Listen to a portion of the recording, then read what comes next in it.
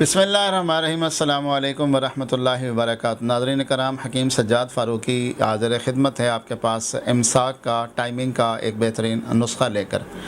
आपने बरगे कनब लेना है 20 ग्राम, उसके अंदर आपने दारचीनी मिलानी है 5 ग्राम और लौंग मिलाना है आपने 10 ग्राम, और उसी के अंदर आपने इसको ज़ाफ़रान मिलाना है 5 ग्राम, और उसमें आपने शामिल करना है 5 तोले आपने उसमें मिलाना है अकरकरा।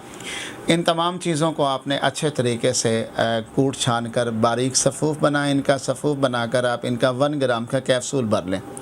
ये कैप्सूल आपने डेली बेस पर इस्तेमाल करते रहें तो ये बहुत अच्छी चीज़ है, बहुत रिज़ल्टेंट चीज़ है, और आपको ये एक रेगुलर फ़ायदा देने वाली चीज़ है। यूँ समझें कि आपने अपने लिए एक मुस्तकिल नुस्खा बना लिया।